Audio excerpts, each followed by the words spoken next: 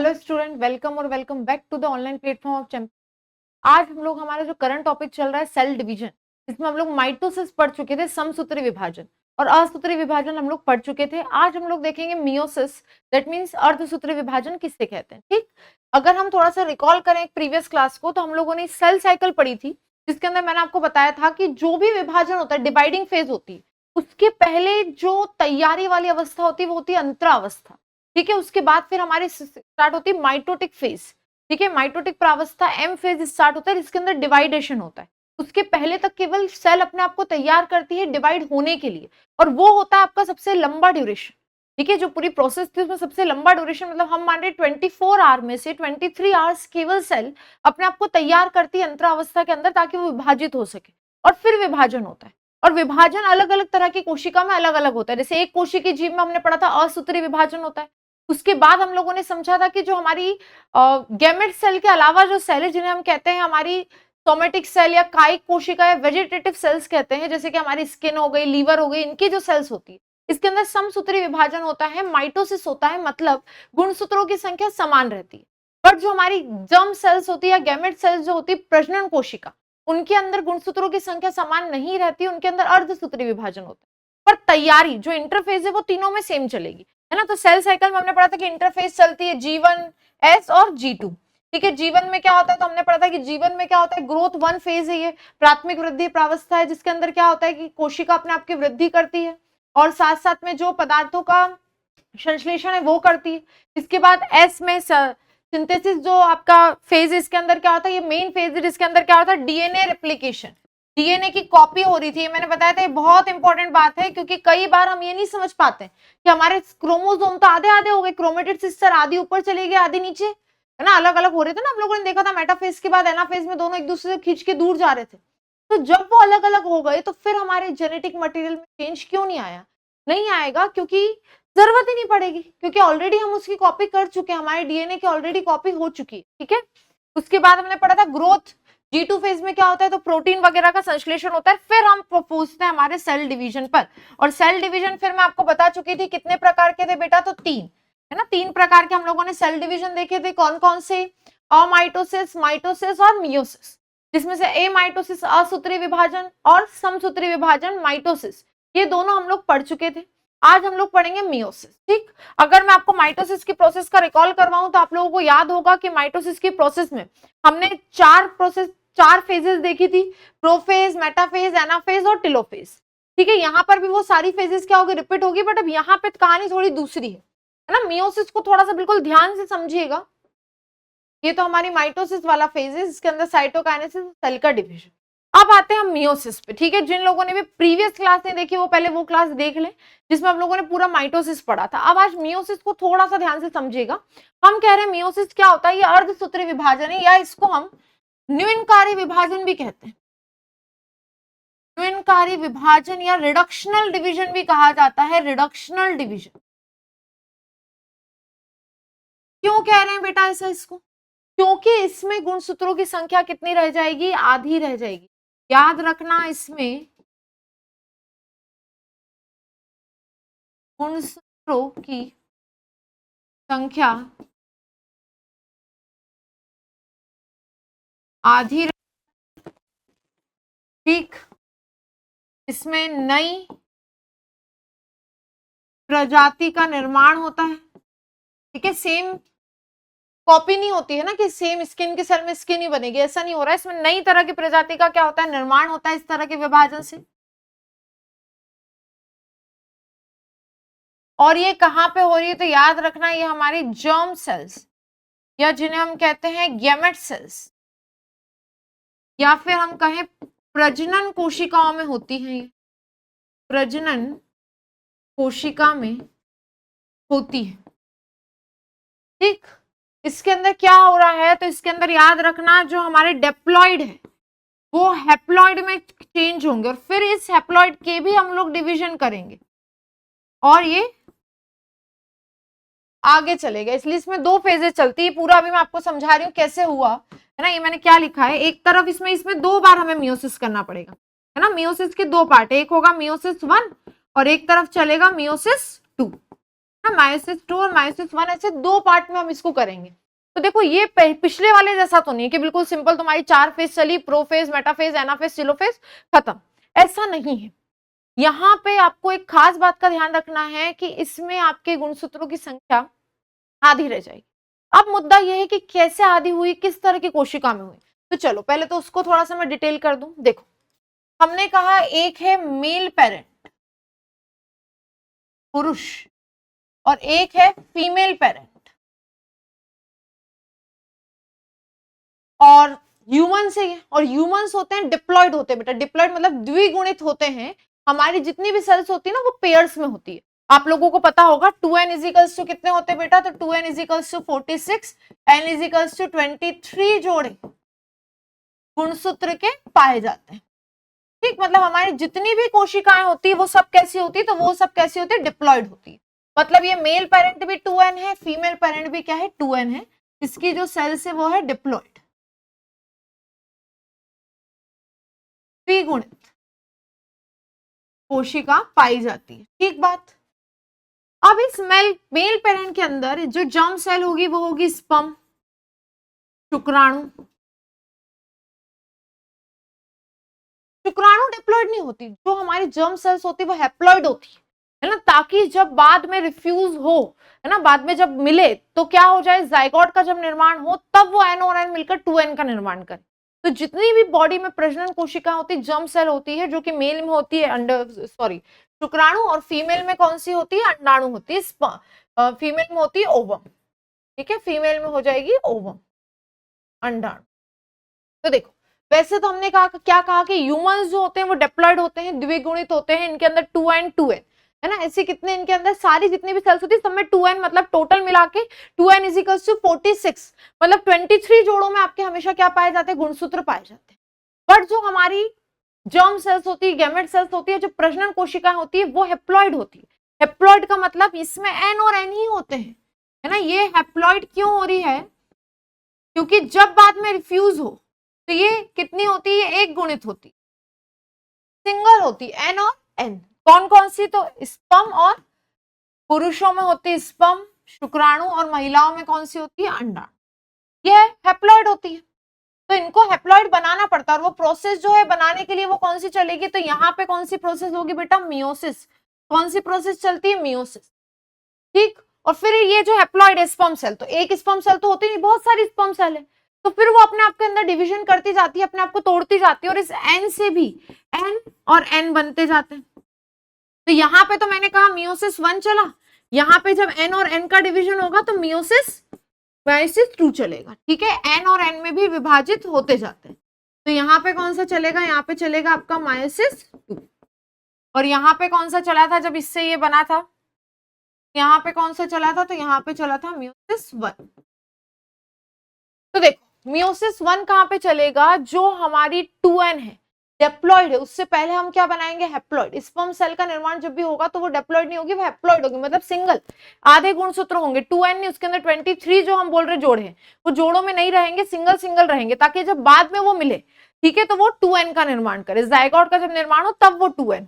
तो चाहे स्पर्म की बात करें हम पुरुषों में, चाहे हम महिलाओं में बात करें अंडाणु की, ये सेल्स हमारी बॉडी में हैप्लॉयड होती है, डिप्लॉयड नहीं होती है। इतनी बात आप लोगों को आई होप क्लियर होगी यहाँ पे। तो वैसे तो हमारी ह्यूमन जो बॉडीज है वो डिप्लॉयड काइंड ऑफ होती है, जिसके अंदर 2n नंबर ऑफ क्रोमोसोम्स होते हैं। बट हमारी जो गैमेट सेल्स होती है वो डिप्लॉयड नहीं होती, वो हैप्लॉयड होती है, मतलब n नंबर ऑफ क्रोमोसोम्स उसके अंदर होते हैं। ठीक, और उसी के लिए हम मियोसिस कर रहे हैं कि हम 2n से पहले क्या बना पाए, n, फिर उस n को आगे और विभाजित करते जाएंगे। तो एक बार मियोसिस 1 चलेगा और एक बार मियोसिस 2 चलेगा।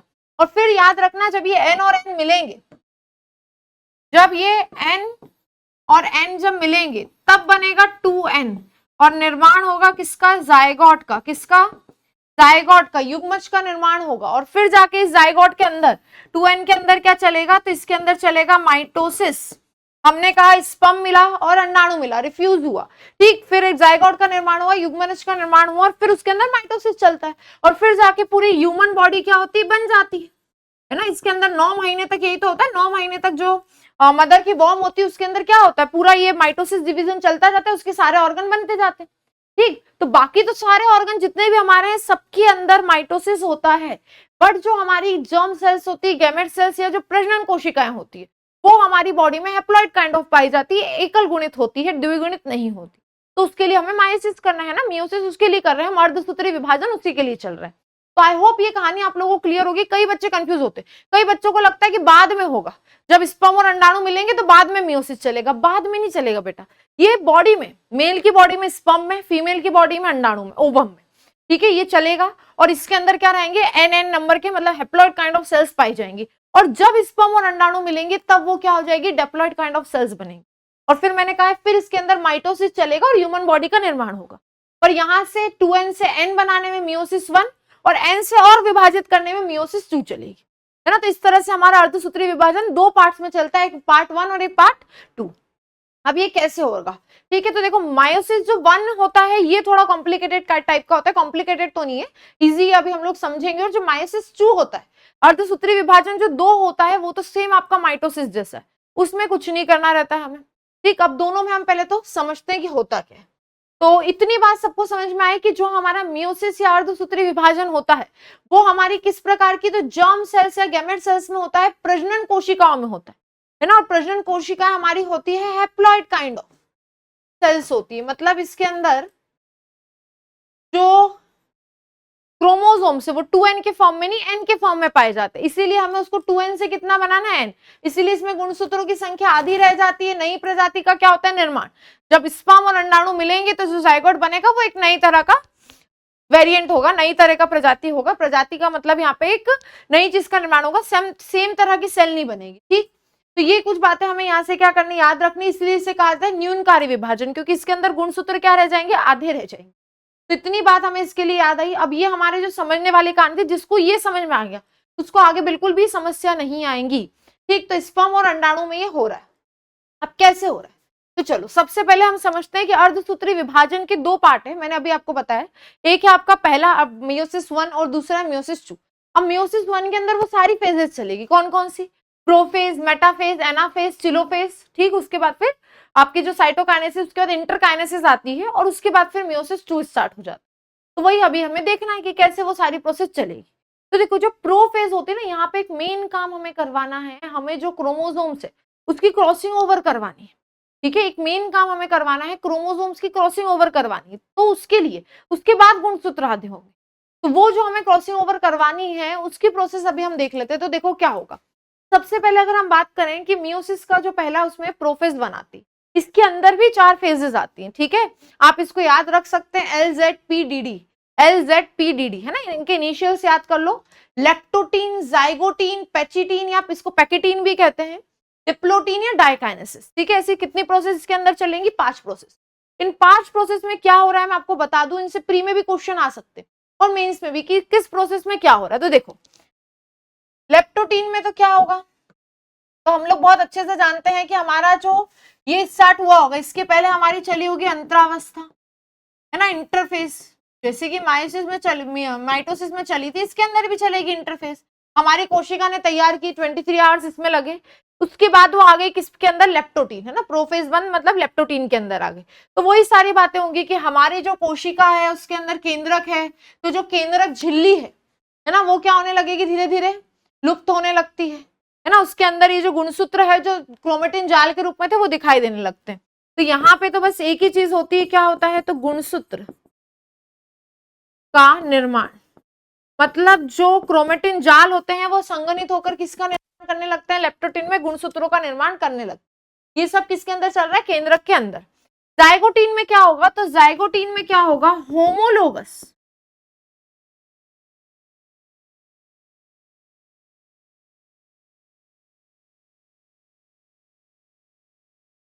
होमोलोगस क्रोमोसोम जो है वो पेयर बनाएंगे, ठीक है। समजात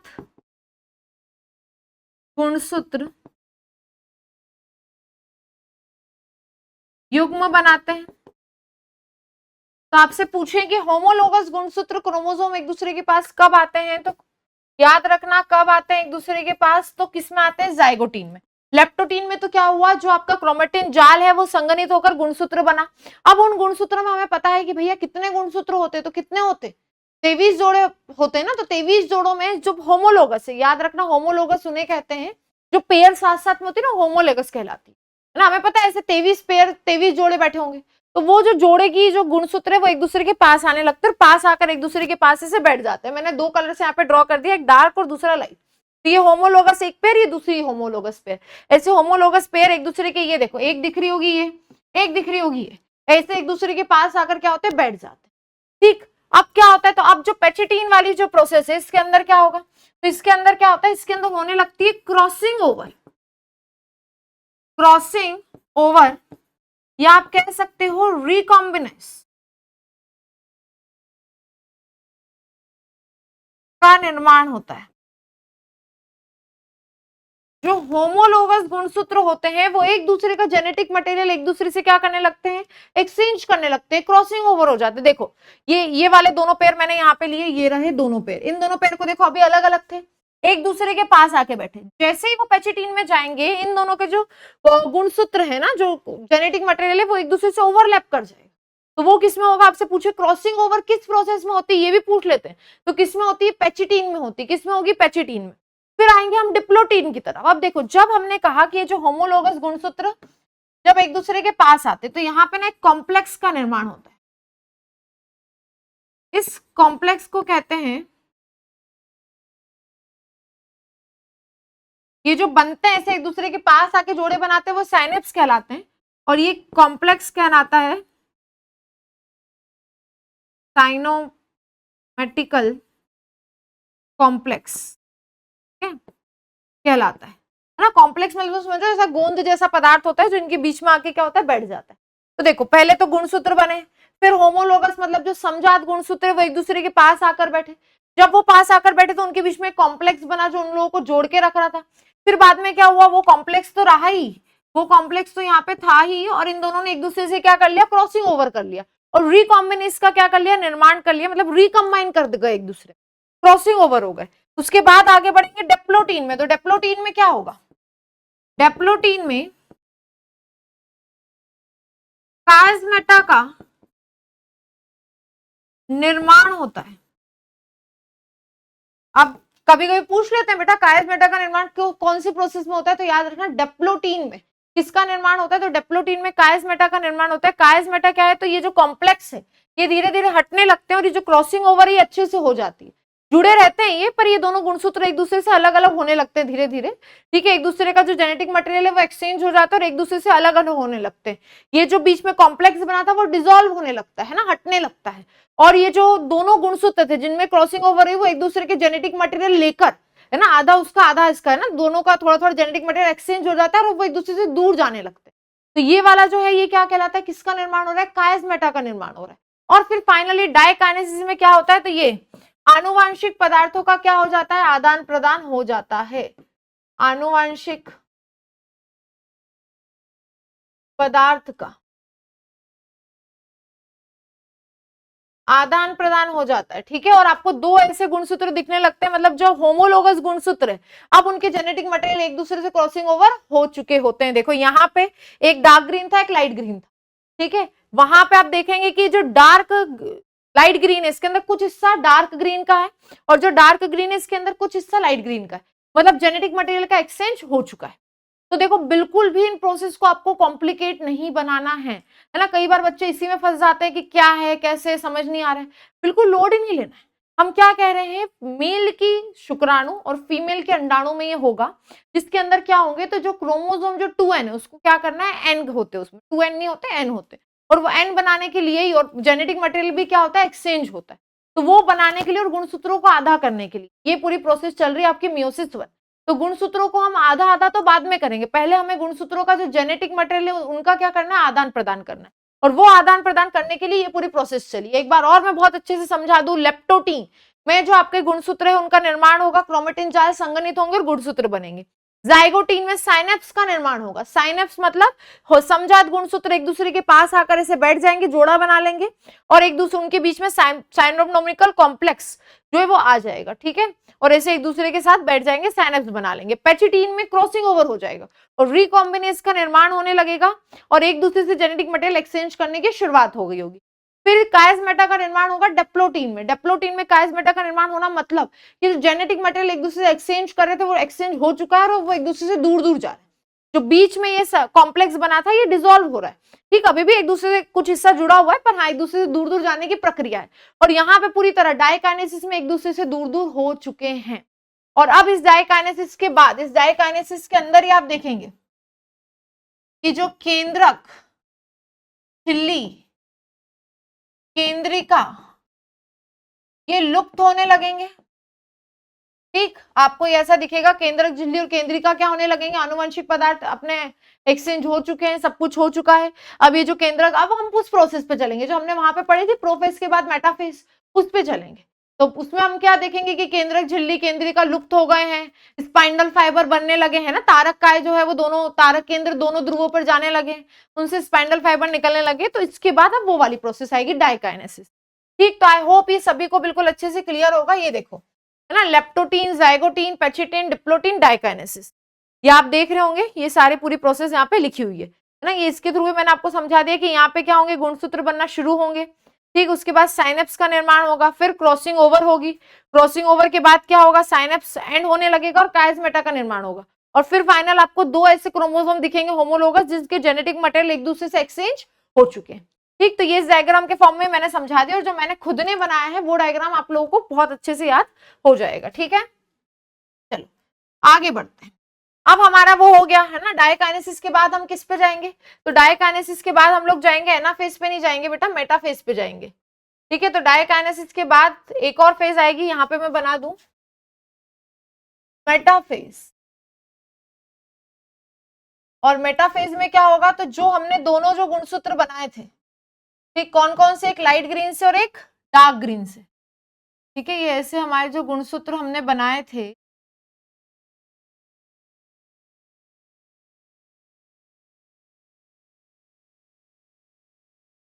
जिनका जेनेटिक मटेरियल एक दूसरे से एक्सचेंज हो चुका है ना, ये इसके अंदर लाइट ग्रीन के अंदर थोड़ा सा हिस्सा किसका है, डार्क ग्रीन। और एक पेयर किससे बनेगी, तो एक पेयर बनेगी आपकी डार्क ग्रीन।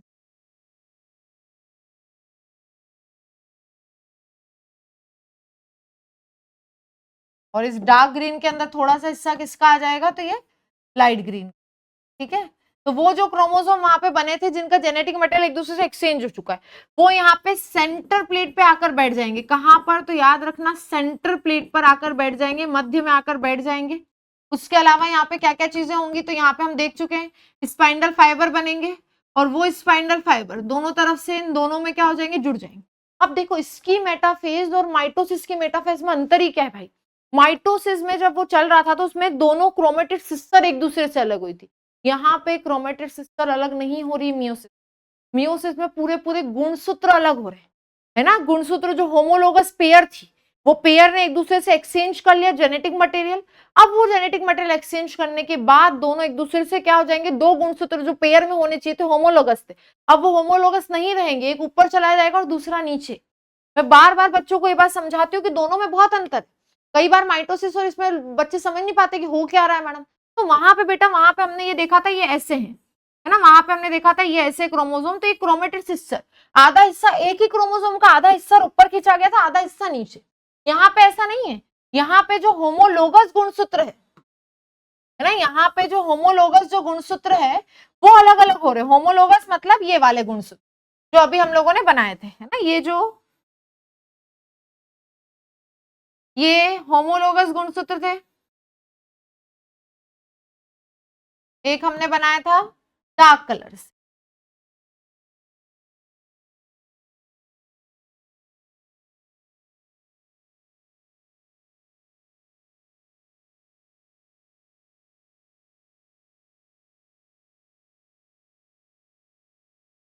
ठीक है। तो वो गुणसूत्र जिनका जेनेटिक मटेरियल एक दूसरे से एक्सचेंज हो चुका है, ये ऑरेंज के अंदर थोड़ा सा रेड आ चुका है और इस रेड के अंदर थोड़ा सा ऑरेंज आ चुका है। अब ये दोनों क्या है बेटा, तो ये दोनों है होमोलोगस, जो अभी तक साथ साथ में बैठे थे।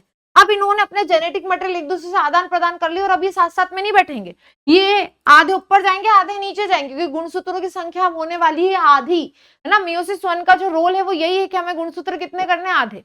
तो याद रखना वहां पे और यहाँ पे मेटाफेज में अंतर है, यहाँ पे पूरे पूरे गुणसूत्र अलग अलग हो रहे हैं, होमोलोगस पेयर एक दूसरे से अलग हो रही है, और वहां पे एक ही गुणसूत्र के क्रोमेटिड एक दूसरे से टूटे थे, एक क्रोमेटिड सिस्टर ऊपर चली गई थी, एक क्रोमेटिड सिस्टर नीचे, तो ये दोनों में बहुत बड़ा अंतर है। तो ये क्या हुआ देखो, माइटोसिस में क्या होगा हमें पता है, सेंटर में आके बैठ जाएंगे और स्पाइंडल फाइबर से क्या हो जाएंगे, जुड़ जाएंगे, ये हमारी माइटोसिस 1 है ना, मेटाफेज 1 है। उसके बाद मेटाफेज 1 के बाद आएगी एनाफेज। एनाफेज में क्या होगा, तो एनाफेज में आपको दिख रहा होगा कि जो जेनेटिक जो गुणसूत्र थे, ये गुणसूत्र हैं जिनकी क्रॉसिंग ओवर हो चुकी थी, तो कुछ ऊपर की तरफ जाएंगे, कुछ इस पोल की तरफ खिंचाने लगेंगे, एक दूसरे से क्या हो जाएंगे, अलग अलग हो जाएंगे। क्रोमेटिड सिस्टर नहीं, ये पूरे के पूरे क्या अलग हो रहे हैं बेटा, क्रोमोसोम, होमोलोगस जो क्रोमोसोम है, होमोलोगस जो गुणसूत्र है वही एक दूसरे से क्या हो रहे हैं, पूरे के पूरे अलग हो रहे हैं। उसके बाद आएगी आपकी टिलोफेज। टिलोफेज में क्या हो रहा है, टिलोफेज में आप देखेंगे कि ये जो वापस से जो गुणसूत्र हैं ये अलग अलग हो चुके हैं, एक ऊपर चले गए, एक नीचे चला गया, और क्या हो रहा है आपका, तो ये जो स्पाइंडल है, वो सारी चीजें जो हमने देखी थी पिछले उसमें, स्पाइंडल फाइबर क्या होने लगेंगे, तो ये वापस से संकुचित होने लगेंगे, है ना, वापस से कंडेंस होने लगेंगे, अपनी जगह पे लुप्त होने लगेंगे। केंद्रक, झिल्ली व केंद्रिका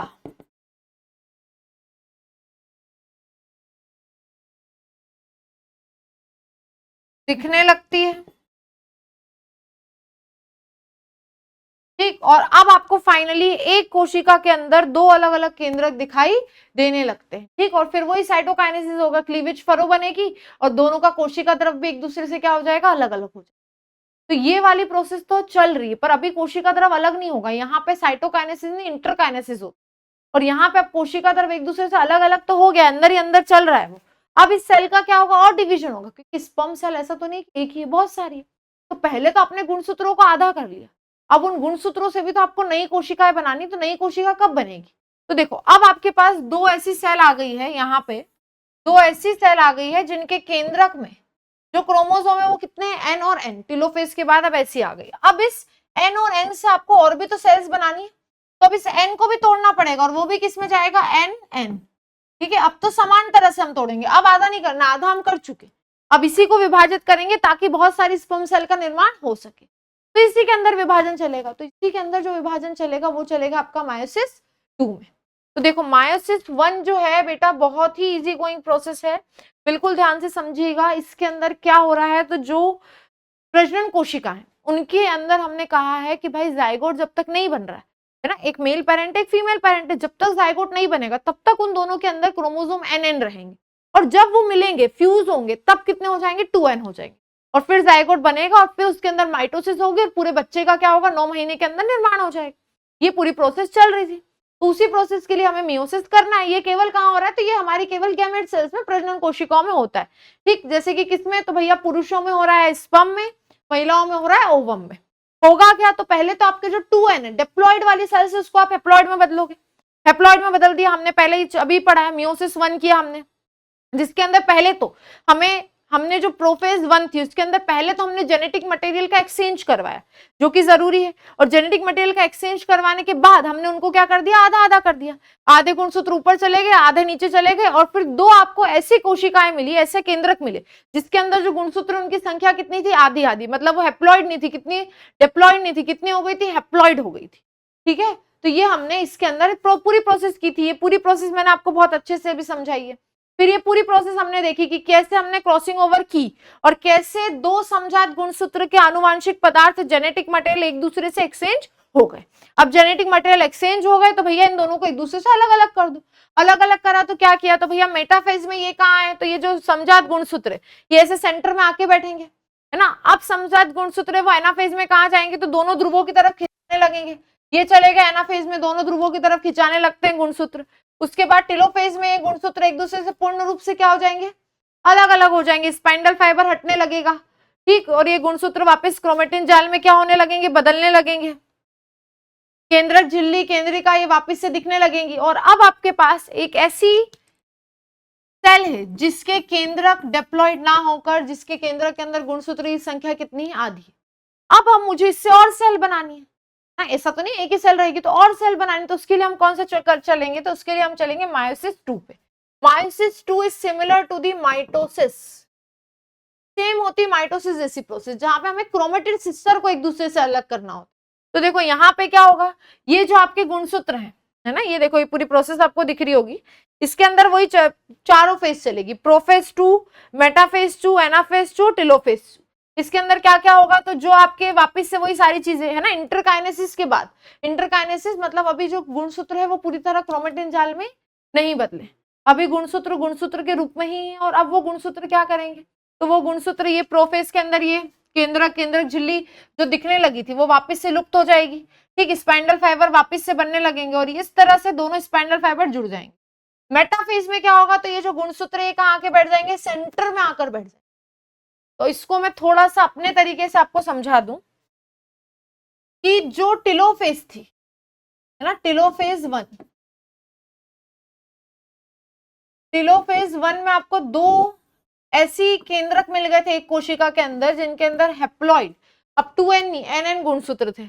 अब उन nn गुणसूत्र में आपने क्या किया, तो वापस से हम लें तो इसको लें, तो अब ये वापस से अपने आप को n और n में तोड़ेगा, कैसे, तो वो ये दोनों एक दूसरे से पूर्ण रूप से अलग हो जाएंगे। अब आपके पास एक ऐसी कोशिका है जिसके अंदर जो केंद्रक है उसके अंदर जो क्रोमेटिन जाल है उसके अंदर क्रोमोसोम कितने हैं, आधे ना, मतलब वो क्रोमेटिन जाल जो है संगठित होगा तो आधे क्रोमोसोम बनेंगे।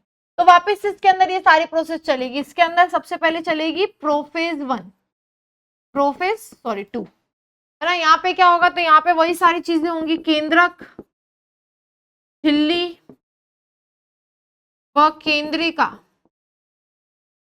क्या होने लगेंगे, तो केंद्रक, झिल्ली, केंद्रिका ये क्या होने लगेंगे, लुप्त होते हैं।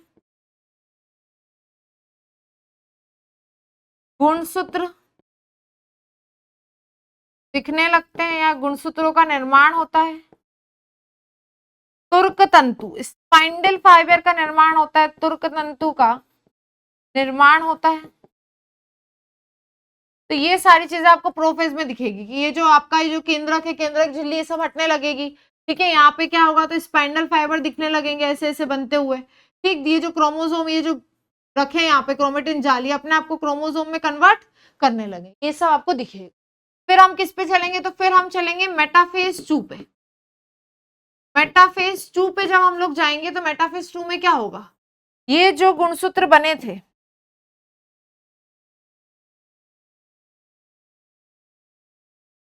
ये जो हैप्लॉइड गुणसूत्र हैं जिनके अंदर जेनेटिक मटेरियल का एक्सचेंज हो चुका है, जेनेटिक मटेरियल का एक्सचेंज से यहाँ पे क्या मेरा कहने का मतलब है, जिनके अंदर आधे आधे गुणसूत्र किसी और चीज के है ना, आधे आधे जो है ये मैंने कुछ पार्ट रेड से बनाया जो जेनेटिक मटेरियल एक्सचेंज करके अभी अलग अलग हुए हैं, तो वो गुणसूत्र यहाँ बीच में बैठेंगे, ऐसे बीच उस पे आके बैठ जाएंगे, और इनसे क्या होगा, स्पाइंडल फाइबर जो है वो जुड़ जाए, ये स्पाइंडल फाइबर इनसे साथ जुड़ गए, ठीक। अब वहां पे बेटा जो आपकी मेटाफेज 1 थी उसके अंदर मैंने कहा था गुणसूत्र अलग हो रहे, यहाँ पे गुणसूत्र अलग नहीं होंगे, यहाँ पे एक ही गुणसूत्र के दो क्रोमेटिड सिस्टर एक दूसरे से अलग हो जाएंगे, ठीक। तो ये क्या हमने कहा, ये एक दूसरे को आधा आधा यहाँ से तोड़ देंगे, ठीक। तो अब आपको जो अगली जो फेज है कौन सी फेज है आपकी, एनाफेज। एनाफेज 2 में क्या देखने को मिलेगा, आपकी एनाफेज 2 में आपको देखने को मिलेगा कि जो क्रोमेटिड सिस्टर है ये एक दूसरे से क्या हो गई है, अलग अलग हो गई, क्रोमेटिड सिस्टर एक दूसरे से क्या हो गई, अलग अलग हो गई, जेनेटिक मटेरियल का एक्सचेंज हो रखा था और ये क्रोमेटिड सिस्टर एक दूसरे से अलग अलग हो गई, जैसे स्पाइंडल फाइबर से और एक दूसरे से अलग अलग हो गई। तो यहाँ पे गुणसूत्र अलग नहीं हुई, यहाँ पे क्रोमेटिड सिस्टर अलग हुई, और मैंने अभी आपको कहा है कि अब जेनेटिक मटेरियल में चेंज आएगा क्योंकि आप इंटरफेस कर चुके हो, और इंटरफेस में ऑलरेडी जेनेटिक मटेरियल कॉपी हो चुका था। तो इसके पहले जो हमने मियोसिस 1 में किया था उसमें हमने गुणसूत्रों को आधा आधा किया था, ठीक है, आधे गुणसूत्र ऊपर चले गए आधे नीचे, यहाँ पे हम गुणसूत्र आधा नहीं कर रहे, यहाँ पे हमने एक क्रोमेटिड सिस्टर को ऊपर भेज दिया, एक क्रोमेटिड सिस्टर नीचे, मतलब एक ही गुणसूत्र के जो दो भाग है एक ऊपर चले गए एक नीचे। अब टेलोफेज में दोनों एक दूसरे से क्या हो जाएंगे, अलग अलग हो जाएंगे, और अब आपको फाइनली क्या मिलेंगी, तो और सेल्स आपको मिल जाएंगे, मतलब हैप्लॉइड की आपने और हैप्लॉइड सेल्स बना ली, और इस तरह का डिवीजन चलता रहेगा। फिर जब ये स्पर्म और अंडाणु मिलेंगे और जाइगोट बनेगा तो वापिस से एन से कितने हो जाएंगे, 2n। जब मेल और फीमेल फ्यूज होंगे, मिलेगा स्पर्म और अंडाणु, तो वापिस से n से 2n हो जाएंगे, और फिर 9 महीने की अवधि जो जाइगोट डेवलप होगा माइटोसिस के द्वारा, तो पूरे बच्चे का क्या हो जाएगा, निर्माण हो जाएगा। तो देखो मियोसिस बड़ी ही आसान है, बिल्कुल भी आपको डिफिकल्टी नहीं आएगी इसको समझने में, सारी प्रोसेस आपको यहाँ पे मैंने लिखी हुई दे दी है। और जिन बच्चों को ये दिक्कत है कि मैडम पीडीएफ कहाँ से मिलेगी, तो आप लोग टेलीग्राम से डाउनलोड कर सकते हैं ना, चैंपियन स्क्वायर ऑफिशियल की जो साइट से आप उस पर जाकर क्या कर सकते हैं, इसको टेलीग्राम से डाउनलोड कर सकते हैं। तो इसको इसी तरह से आप बिल्कुल अच्छे से याद रखिएगा। लिखने वाली प्रोसेस में कोई दिक्कत नहीं, जिसको समझ में आया होगा वो आराम से लिख देगा कि पूरी प्रोसेस में क्या चल रहा है ना। यही प्रोसेस है कि इसमें याद रखने में थोड़ी समस्या आती है। वही मैंने आपको बहुत अच्छे से अभी बता दिया है कि सबसे पहले गुणसूत्रों का निर्माण होगा, फिर आपका होमोलोगस गुणसूत्र बनेंगे, जिसमें हम क्या कह रहे हैं, टेट्रेड, या इसको एक और चीज कहते हैं टेट्राड या बाइवेलेंट कहा जाता है। बाइवेलेंट मतलब कितने, दो गुणसूत्र एक दूसरे के पास आके बैठेंगे और 4 क्रोमेटेड सिस्टर, तो 4 क्रोमेटेड सिस्टर इसलिए टेट्राड कहते हैं, और 2 गुणसूत्र इसलिए बाइवेलेंट कहते हैं। और होमोलोगस पेयर मतलब साइनेप्स का निर्माण पूछे कहाँ होगा, तो जाइगोटीन में। क्रॉसिंग ओवर कहाँ होगी, पैकिटीन में या पैचिटीन में। डिप्लोटीन में क्या होगा, कायस्मेटा का निर्माण होगा। और फिर डाइकाइनेसिस में क्या होगा, तो फाइनली अब आपके आनुवंशिक पदार्थ एक्सचेंज हो गए और 2 अलग अलग गुणसूत्र आपको दिखेंगे जिनके अंदर आनुवंशिक पदार्थ, जेनेटिक मटेरियल एक दूसरे से एक्सचेंज हो चुके हैं। ठीक, और उसके बाद की सारी प्रोसेस सेम ही है। और फिर मियोसिस 1 में हमने उसी सेल को और ज्यादा विभाजित किया और ऐसे चलती जाएंगे। तो पहले तो हमने 2n से n बनाए, फिर n से nn बनते जाएंगे। ठीक, तो ये वाली जो पूरी प्रोसेस है इसको आप अच्छे से देख लीजिए। एनाफेज 1 चलेगी, फिर आपकी टेलोफेज चलेगी, फिर आएगी आपके मायोसिस 2 जो सेम आपकी मियोसिस जैसी है, जिसको मैंने यहाँ पे अभी एक बार और समझा भी दिया। ठीक, तो आई होप मियोसिस वाला पार्ट आपको अच्छे से समझ में आया बेटा। अगर एग्जाम में हमसे मेंस में इस तरह का क्वेश्चन बन जाए, वैसे तो क्वेश्चन की ज्यादा संभावना यही रहती है कि समसूत्री और अर्धसूत्री विभाजन में अंतर स्पष्ट कीजिए। फिर भी अगर हमसे कभी पूछ ले कि सचित्र वर्णन या पूरे अर्धसूत्री विभाजन की सभी प्रक्रियाओं को सचित्र क्या करे, समझाए, तो हमें समझाते आना चाहिए। और समझाते तब आएगा जब हम लोगों ने समझा होगा, है ना। इसको किताबों से रटा नहीं जा सकता, इसको इसी तरह से आपको समझना पड़ेगा। जब ये कोशिकाएं विभाजित होंगी और ये कोशिकाएं विभाजित होने के बाद हमें पता है कि बहुत सारी कोशिकाएं बनती है और बहुत सारी कोशिकाओं का जो समूह रहता है वो ऊतकों का निर्माण करता है। तो देखिए, कोशिका विभाजन के बाद एक चीज हम और समझते हैं ऊतकों के बारे में, ठीक है।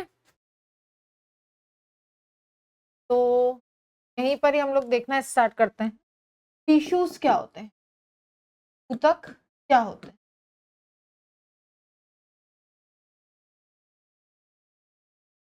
देखो, ऊतकों के अध्ययन को कहा जाता है, याद रखेंगे आप लोग, औतिकी, हिस्टोलॉजी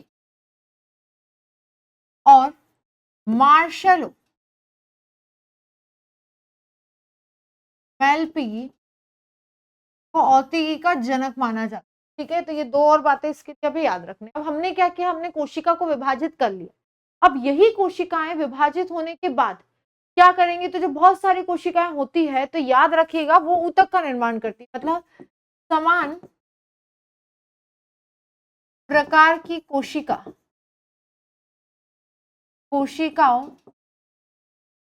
का समूह, समान प्रकार की कोशिकाओं का समूह जो एक निश्चित कार्य को संपन्न करती है। समान प्रकार की कोशिकाओं का समूह मतलब group of same type of cells, एक ही जैसी कोशिकाओं का समूह बनता है। ठीक है, और वो एक ही जैसी जो कोशिकाएं रहती हैं वो एक ही तरह के एक पर्टिकुलर काम को करने के लिए, स्पेशलाइज्ड काम को, एक विशिष्ट प्रकार के काम को करने का कार्यभार उनके ऊपर रहता है। तो इस प्रकार की जो कोशिकाओं का जो समूह रहता है वो क्या बनाता है, वो बनाता है ऊतक। जैसे कि हम बोलते हैं कि हम कोशिका के आधार पर हमने जंतु को और पादप को अलग अलग किया है, वैसे ही ऊतकों के आधार पर भी ये अलग अलग है, क्योंकि जंतुओं की बॉडी में अलग तरह के काम चल रहे है ना। हमारी बॉडी में हमें ऐसा नहीं कि जीवन भर एक ही जगह खड़े रहना है, हमारी बॉडी में हमें गति करना है, गमन करना है, सोचना है, समझना है, बोलना है, लिखना है। तो हमारी बॉडी के जो टिश्यूज है वो डिफरेंट रहेंगे।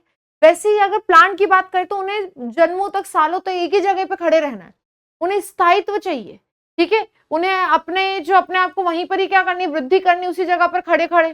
ठीक है, अपने अंदर ही फल को उत्पन्न करना है, प्रकाश संश्लेषण करना है, तो उनकी सारी क्रियाएं अलग है और हमारी सारी क्रियाएं अलग है। तो जैसे पादप कोशिका और जंतु कोशिका एक दूसरे से भिन्न होती है, वैसे पादप ऊतक और जंतु ऊतक भी बेटा एक दूसरे से भिन्न होते हैं। ऊतक क्या होते हैं, तो समान प्रकार की कोशिकाओं का समूह जो किसी एक विशिष्ट या निश्चित कार्य को संपन्न करते हैं। उन कोशिकाओं के समूह को हम लोग ऊतक कहते हैं। ऊतकों का अध्ययन औतिकी कहलाता है और औतिकी के जो जनक है वो है मेलपी। इतनी बातें आई होप सबको क्लियर हुई। अब मैं कह रही हूं कि कोशिका के आधार पे, जैसे हमने जंतु और पादप को अलग अलग किया, वैसे हम ऊतकों के आधार पे भी कर सकते हैं। ठीक है, तो चलो पहले तो हम समझते हैं कि जंतु ऊतक कौन कौन से होते हैं। जंतु ऊतक कौन कौन से होते हैं? Animal tissue. तो एनिमल टिश्यूज 4 प्रकार के हैं, 4 प्रकारों में इनको विभाजित किया गया है। सबसे पहला होता है उपकला ऊतक। सबसे पहला होता है उपकला ऊतक, एपिथीलियम टिश्यू। एपिथीलियम टिश्यू सबसे पहला होता है उपकला ऊतक। उपकला ऊतक क्या होता है? तो उस प्रकार की कोशिकाओं का समूह जो शरीर के बाहरी व आंतरिक अंगों को ढकने का काम करती है।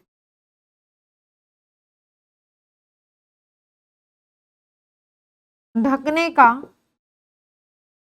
कार्य करती है।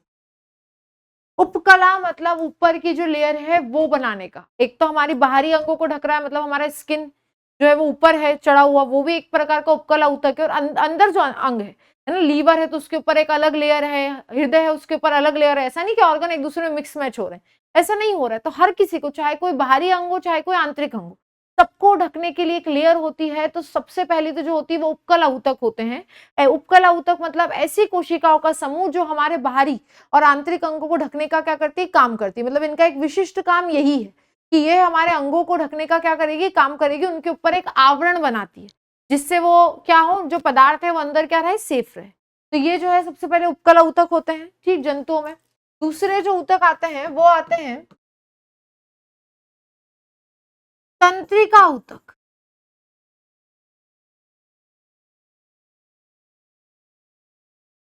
Nerve tissue. तंत्रिका कोशिकाओं का समूह जो हमने पढ़ भी चुके हैं, हम पूरा वो चैप्टर, तंत्रिका कोशिकाओं का समूह, जो कोशिकाएं जिसके द्वारा हमारे शरीर का कंट्रोल और कोऑर्डिनेशन होता है, हमारे शरीर को नियंत्रित किया जाता है, जो हमारे ब्रेन में और हमारी पूरी बॉडी में भी फैली होती है। ठीक है, तो हम लोगों ने बहुत अच्छे से समझा था कि हमारे पूरे शरीर में जो भी चीजें हो रही है ना, कि अब हमें ये बात कहनी है, हमने जो सोचा हमने वो बोला, या हमें चलना है या हमें हटना है, जो भी हमें क्रिया करनी है, तो जो कंट्रोल और कोऑर्डिनेशन है वो नर्व सेल के पास होता है, हमारी तंत्रिका कोशिका नर्व सेल।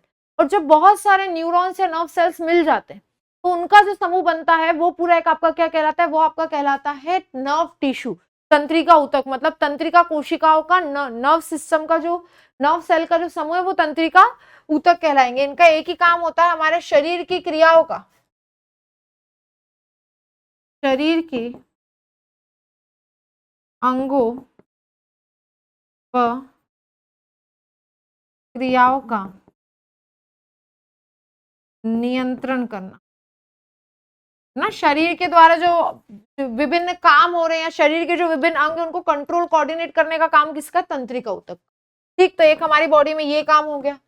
दूसरा हमारी बॉडी में क्या होगा? तो याद रखिएगा, एक होते हैं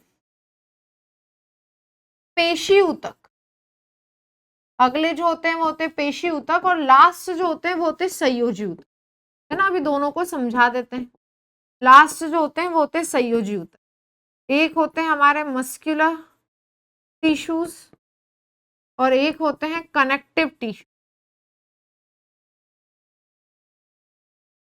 तो देखो पेशी ऊतक क्या होते हैं? तो पेशी ऊतक वो ऊतक होते हैं जो हमारे शरीर के अंदर वो सारी कोशिकाओं का समूह जो हमारे शरीर के अंदर गति व प्रचलन में सहायता करती है, गति व प्रचलन में सहायता करते हैं। मतलब वो ऊतक जो हमारे शरीर में चलाने फिराने का काम कर रहे हैं, मतलब हमारी जो मांसपेशियां जिनसे बनी हुई है वो सारी कोशिकाओं का समूह क्या कहलाता है? हमारा पेशी ऊतक, है ना। हम हमारी हड्डियों के कारण ये मूवमेंट नहीं कर पा रहे, हमें मूवमेंट कर पा रहे हैं हमारी पेशियों के कारण। तो जो मूवमेंट हमारी बॉडी के द्वारा हो रहा है, तो वो जो सारी सेल्स जो मिलकर हमारी बॉडी में मूवमेंट करवा रही, उन सेलों का ग्रुप क्या कहलाता है? वो कहलाता है हमारा पेशी ऊतक। तो याद रखना, उपकला ऊतक क्या होते हैं? वो कोशिकाओं का समूह, वो कोशिकाओं का ग्रुप जो हमारे शरीर के बाहरी आंतरिक अंगों को ढकने का काम कर रही है, मतलब जो एक आवरण, एक लेयर बना रही है, वो सारी सेल का समूह उपकला ऊतक के अंतर्गत आ जाता है। वो कोशिकाओं का समूह, group of cells which control our body and different organs, जो हमारे शरीर के विभिन्न अंगों और क्रियाओं को नियंत्रित करती है, वो सारी कोशिकाएं तंत्रिका ऊतक के अंदर आ जाती है। जो हमारी बॉडी में वो सेल्स का ग्रुप जो हमारी बॉडी में चलाने फिरने, है ना, मतलब हमारी बॉडी में गति और प्रसरण का काम करवा रही, वो पेशी ऊतक बन जाती है।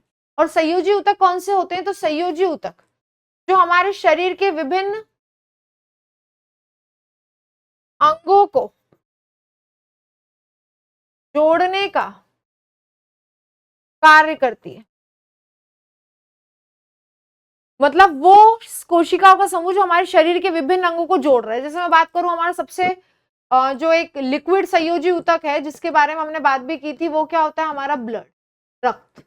रक्त तो एक ऐसी चीज है जो हमारे शरीर के पूरे शरीर में बह रहा है और शरीर के हर अंग को दूसरे अंग से क्या कर रहा है? जोड़ रहा है ना। ऐसे अगर मैं बात करूं तो हड्डी को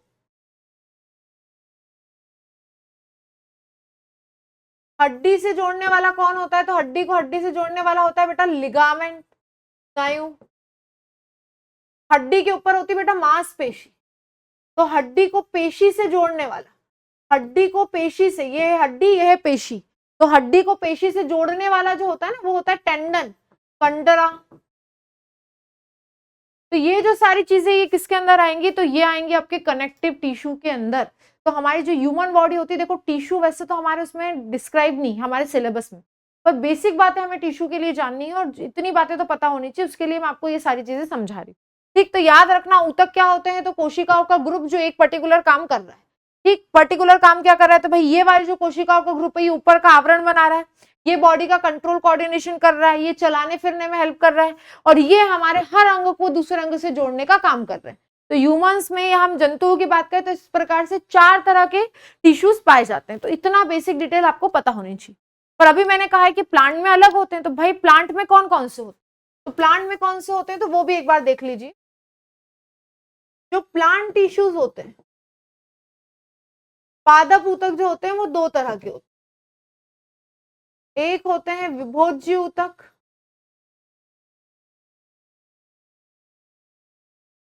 को हम कहते हैं मेरिस्टेमेटिक टिश्यू, और एक होते हैं स्थायी ऊतक जिसको कहा जाता है परमानेंट टिश्यू।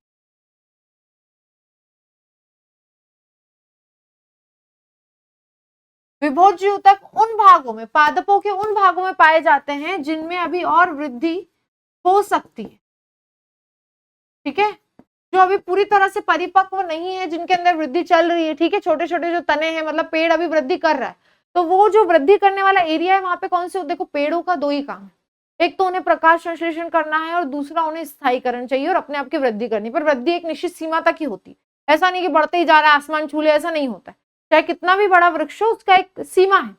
तो जब तक वो उस सीमा तक ना पहुंचे, है ना, मतलब जब तक वो उस परिपक्वता तक ना पहुंचे, उसके पहले तक जिसके अंदर विभाजन हो सकता है, ऐसी कोशिकाएं जिनके अंदर वृद्धि या विभाजन की क्षमता है, उन कोशिकाओं को, पादपों की उन कोशिकाओं का जो समूह है, वो किसके अंदर आता है? विभोज्य ऊतक के अंदर आता है ना। इसमें भी अलग अलग होते हैं, शीर्षाद होते हैं जो शीर्ष से ग्रोथ करवाते हैं ना, अलग अलग टाइप के होते हैं, पर वृद्धि या विभाजन की क्षमता जिनमें है वो विभोज्य ऊतक है। स्थायी ऊतक क्या होते हैं? वह कोशिकाओं का समूह, है ना, वह कोशिकाओं का समूह जो विभाजन की क्षमता खो चुकी है, विभाजन की क्षमता खो चुकी है। विभाजन की क्षमता खो चुकी से क्या मतलब है? कि जिनके अंदर अब और विभाजन नहीं हो सकता, जिसके अंदर सारा विभाजन हो चुका है, परिपक्वता प्राप्त हो चुकी है, वृक्ष पूरा बढ़ गया है ना। ये वाली जीवित है, इसके अंदर अभी समसूत्री विभाजन चल रहा है, ये विभाजन करते जाएंगे विभोज्य ऊतक वाले। पर जो स्थायी ऊतक वाले, जो पेड़ का स्थायी ऊतक है, 2 ही तरह के होते हैं, विभोज्य मेरिस्टेमेटिक और दूसरे परमानेंट। तो जो स्थायी ऊतक होते हैं, ये उन कोशिकाओं का समूह होते हैं जिनको आप कुछ नहीं करना है, परिपक्वता वो प्राप्त कर चुके, अब केवल उनका काम है अपने भोजन को स्टोर करना, है ना, भोजन को लेकर जड़ से पानी को ऊपर पहुंचाना, जाइलम, फ्लोएम, ये सब इसके अंदर आते हैं स्थायी ऊतक के अंदर। ठीक है, जिनके अंदर विभाजन का काम नहीं चल रहा है, जिनके अंदर विभाजन का काम चल रहा है वो विभोज्य ऊतक, जिनके अंदर विभाजन के अतिरिक्त काम चल रहा है, परिपक्वता प्राप्त कर चुके, अब समसूत्री विभाजन नहीं हो रहा है, केवल वो भोजन को स्टोर कर रहे हैं, है ना, पानी को ऊपर पहुंचाना, भोजन को सभी अंग तक पहुंचाना, ये जो सारे काम कर रहे हैं वो स्थायी ऊतक है। तो इस तरह से ये होते हैं आपके प्लांट टिश्यूज और ये होते हैं आपके एनिमल टिश्यू। तो इसीलिए मैंने एक टिश्यू वाला सेक्शन भी आप लोगों को कंप्लीट करवा दिया है। मैं बार बार कह रही हूँ, सिलेबस में अलग से मेंशन नहीं है, बट एक हल्की फुल्की डिटेल हमें होनी चाहिए, क्योंकि हम कह रहे हैं जब कोशिका विभाजित होंगी तो बहुत सारी कोशिकाओं का समूह बनेगा और उन कोशिकाओं का समूह ऊतक कहलाता है, ऊतक बनाता है। उन ऊतकों से क्या बनता है बेटा? अंग बनते हैं और अंगों से शरीर बनता है। तो अब हमें हमारे शरीर के विभिन्न अंगों के बारे में पढ़ना है, उनकी क्रियाविधि के बारे में पढ़ना है, तो इसलिए उसके पहले ही मैंने आपको ऊतक वाला पूरा पार्ट कंप्लीट करवा दिया। ठीक, इसके बाद का हम जो हमारा नेक्स्ट सेशन है वो कल देखते हैं। Thank you.